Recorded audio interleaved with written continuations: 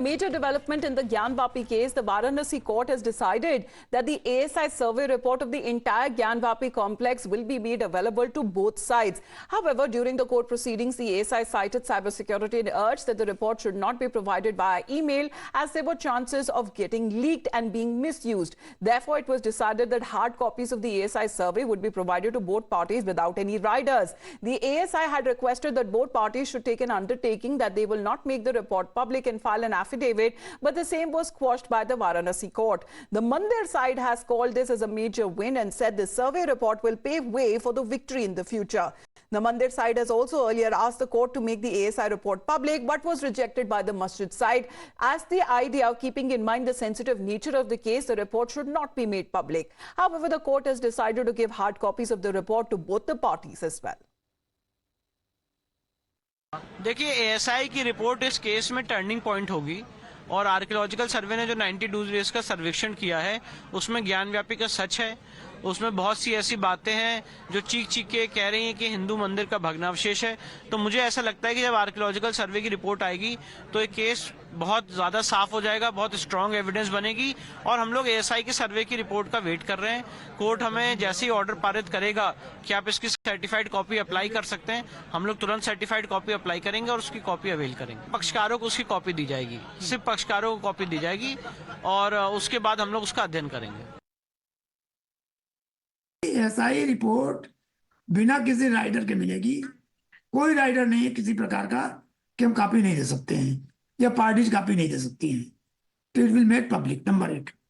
Number 2, जो हम कहते थे कि मंदिर तोड़कर मस्जिद बनाई गई है वो साबित होने का समय आ गया है।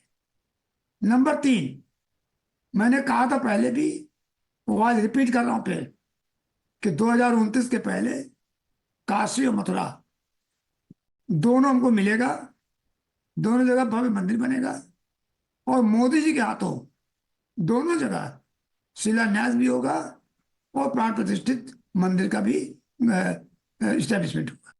बिल्कुल सत्य सामने आ जाएगा। वो बिल्कुल जो प्रकृति, मंदिर की प्रकृति है, एएसआई की जांच इसलिए है कि मंदिर की प्रकृति है या मस्जिद की, मंदिर के जो प्रकृति वो सामने आ जाएगी।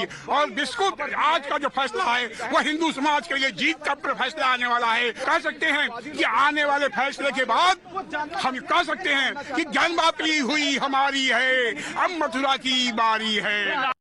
हमारे साथ सीता साहू जी हैं। सीता जी, आप लोग को इंतजार था कि रिपोर्ट को सार्वजनिक हो, अब वो जो एएसआई की रिपोर्ट है वो सार्वजनिक होने जा रही है, क्या कहेंगे? बिल्कुल हम लोग प्रसन्न हैं क्योंकि सत्य को सामने लाना बहुत अनिवार्य है। जो एक धब्बा है जो हम लोग के मस्जिद बनाया जा रहा है वो सच सामने आएगा कि वो मंदिर था। लेकिन एक इंस्टिगेट करने का अटेम्प्ट किया जा रहा है, जहां तक अंजुमन इंतजामिया मस्जिद कमेटी की तरफ से उन्हीं के जॉइंट सेक्रेटरी एसएम यासीन का कहना है कि मुसलमानों की सब्र की परीक्षा ली जा रही है। इतना न सतावें लोग, ये मतलब ये मुसलमानों की पीठ दीवार से लग चुकी है। ये मैं बहुत खुल के कह रहा हूँ और डर के नहीं कह रहा हूँ, बहुत खुल के कह रहा हूँ। पीठ जब दीवार से लग चुकी है तब आदमी या तो खड़ा हो जाता है या मर जाता है। इसलिए हमारी पोजीशन वही कर दे रहे हैं। तो क्या ज्ञानवापी, अयोध्या और मथुरा जैसे मसलों को लेकर जो मुसलमानों के सब्र की परीक्षा ली जा रही है क्या?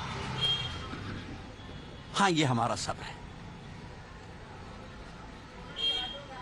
ये हमारा सब्र, ये हमारे सब्र का इम्तिहान है।